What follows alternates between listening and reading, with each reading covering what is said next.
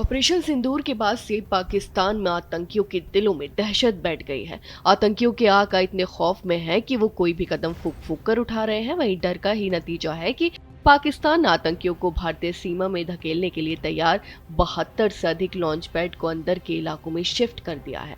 सीमा सुरक्षा बल यानी कि बीएसएफ ने बताया कि यदि सरकार सीमा पार अभियान ऑपरेशन सिंदूर 2.0 शुरू करने का फैसला देती है तो सुरक्षा बल दुश्मन को भारी नुकसान पहुंचाने के लिए तैयार बैठा है।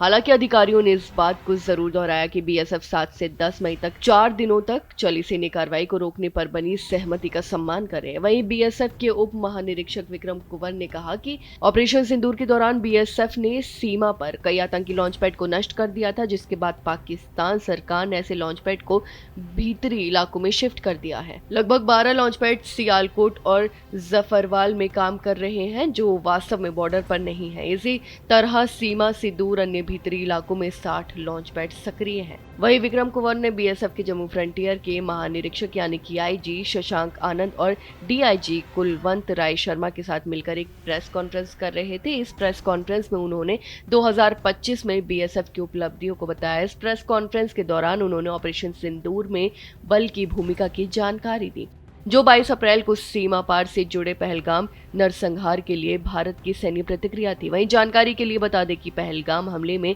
26 लोगों की जान चली गई थी। प्रेस कॉन्फ्रेंस के दौरान अधिकारी ने बताया कि इन लॉन्च पैड के साथ साथ उनमें मौजूद आतंकवादियों की संख्या भी बदलती रही है। डीआईजी कुंवर के मुताबिक आतंकवादी स्थायी रूप से किसी भी लॉन्च पैड पर नहीं रहते हैं।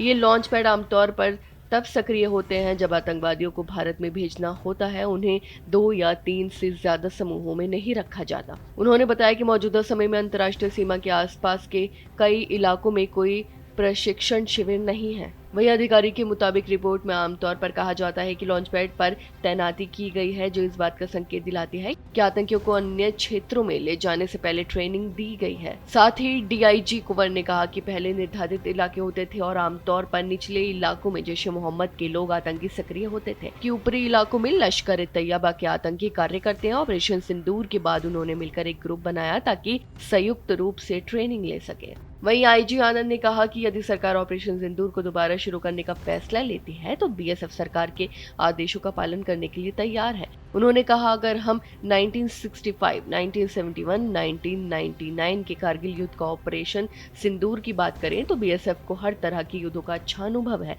चाहे वो पारंपरिक युद्ध हो या हाइब्रिड युद्ध हो, हम तैयार हैं। साथ ही उन्होंने कहा कि अगर हमें मौका मिले तो हम मई में किए गए नुकसान से भी ज्यादा नुकसान पहुंचाने में सक्षम हैं। जम्मू के इलाके में हमने 118 पाकिस्तानी पोस्ट बर्बाद किए, उनके सर्विलांस इक्विपमेंट को भारी नुकसान पहुंचाया। सरकार जो भी नीति तय करेगी बीएसएफ उसमें अपनी भूमिका निभाएगा। वहीं ऑपरेशन सिंदूर के दौरान पाकिस्तानी रेंजर्स के अपनी चौकियों से भाग जाने के बारे में पूछे जाने पर आईजी ने कहा कि एक बार स्थिति सामान्य हो जाए तो ये जरूरी है कि सभी लोग अपनी अपनी चौकियों पर लौट आए। वहीं आईजी ने कहा कि बीएसएफ की ओर से पहुंचाए गए नुकसान से उभरने में पाकिस्तान को काफी समय लगा है। कुछ जगहों पर उन्होंने अपनी सुरक्षा व्यवस्था मजबूत करने की कोशिश की है, लेकिन उनकी सभी गतिविधियां हमारी निगरानी में है। उन्होंने कहा कि बीएसएफ बदलती परिस्थितियों के अनुसार अपनी योजना बना रही है और जब हमें मौका मिलेगा तो हम उचित कार्रवाई करें। अधिकारी ने कहा कि फिलहाल सीमा पर आतंकवादियों की कोई हलचल नहीं है जिससे चिंता पैदा हो। आपको बता दें कि ऑपरेशन सिंदूर की तारीफ रक्षा मंत्री राजनाथ सिंह कर चुके हैं। उन्होंने कहा कि ऑपरेशन सिंदूर नागरिक और सैन्य तंत्र के बेहतरीन तालमेल का शानदार उदाहरण है। उन्होंने कहा, अभी हाल ही में ऑपरेशन सिंदूर हुआ, हमारी सेनाओं ने पाकिस्तानी स्थित आतंकी कैंप को तबाह किया। हालांकि हमने बेहद संतुलित उत्तर दिया था। हमारा जवाब हमले को बढ़ाना नहीं था, लेकिन पाकिस्तान के रवैये ने ऑपरेशन सिंदूर के बाद बॉर्डर पर परिस्थिति को सामान्य नहीं रहने दिया। उन्होंने कहा, इस दौरान जिस तरह से देश भर में मॉक ड्रिल हुए और हमारे प्रशासनिक अधिकारियों ने उस मॉक ड्रिल को सफलतापूर्वक जनता तक समझाते हुए पहुंचाया, वह आप सबके लोक सेवक होने का एक बेहतरीन उदाहरण है। आप सबको भी भविष्य में होने वाले ऐसी किसी भी स्थिति के लिए अपने आप को मानसिक रूप से तैयार रखना है।